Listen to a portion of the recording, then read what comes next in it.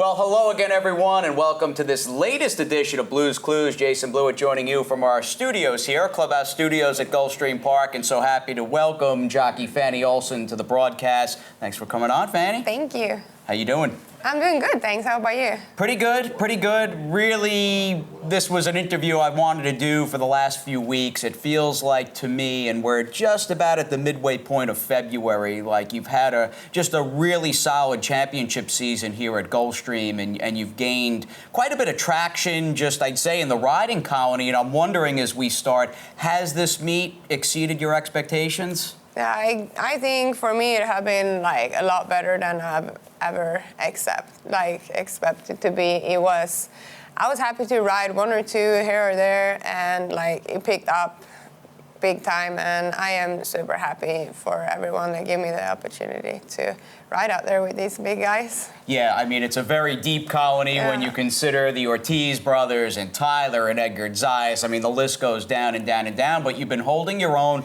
Is this something, being a jockey, is this something you always wanted to do growing up as a little girl over in Sweden? Like, I always liked horses. Horse racing is not as big in Sweden as it is here. I had a teacher in school, Therese is her name. Like when I was maybe 13, 14, I start coming out with her to her barn. She is a breeder in Sweden, a small breeder. She have a couple. And she had a little Arabian pony. He's not so big. And she asked me if I could help her to break him because she was a little too big for him. So I started riding him, and he had like the Arabian backgrounds of racing. So I started riding him in pony racing. I was an amateur after that. Wow. And then I took my bug after I was here, actually, like 8 years ago.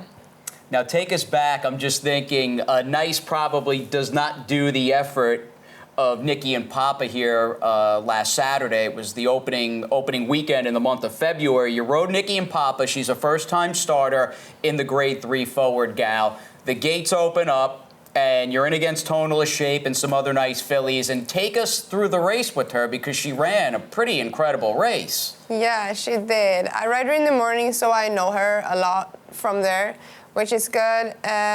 She had been good. Like, the gate thing here at the race, I think she broke good.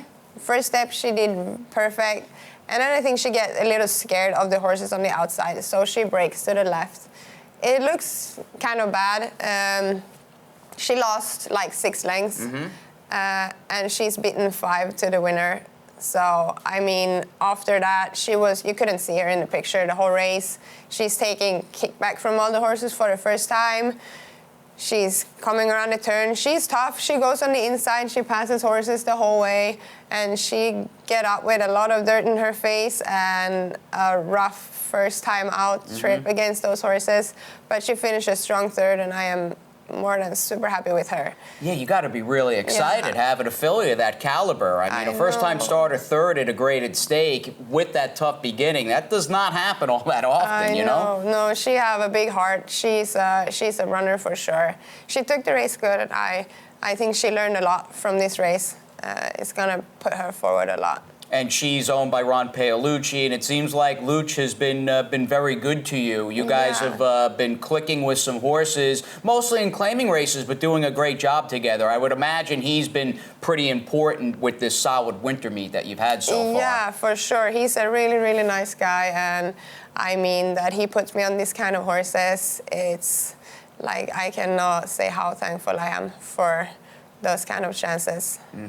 Now, with the winter meet past the halfway point, what are some of your goals as a rider moving forward here as late winter turns to early spring? I just hope to keep up, like riding every week, get more rides, pick up for more trainers. That will be like, as I do right now, I'm super happy. I have a couple of rides every day, and I've been really lucky to get in touch with right people and nice people that really want to help me out. Like George Delgado started off my career here, like big time. I need to thank him for sure.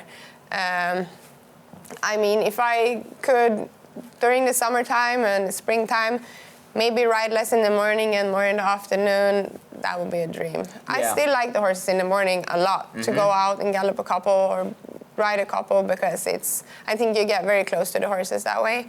But I mean, that would be a dream for sure. Before we wrap up, do you have a favorite or two horse of all time? Maybe grew up even when you were breaking that Arabian you told us about. Any, like an American Pharaoh or a Cigar or a Holy Bull, any horses that you really watched and were wowed by?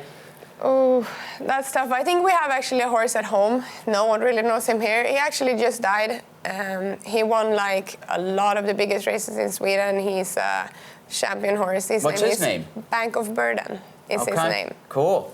And he ran until he was solid horse in Sweden? 8, 9 years old, and he won everything you could win. Neat. And with a rider that really struggled a lot when he was younger too. So, I mean, hard work pays off, and you can really tell on both of them. Yeah, a lot of inspiration there, it sounds like, for sure. Yeah. And wishing you all but the best, Fanny. This was great, just sitting down and chatting with you, meeting your parents, and we'll look for you and certainly Nikki and Papa down the line. Yes. Thank you. Thanks for coming on. My pleasure. All right, this is Fanny Olsson doing a great job here at Gulfstream Park, and we'll see you next time here on Blues Clues.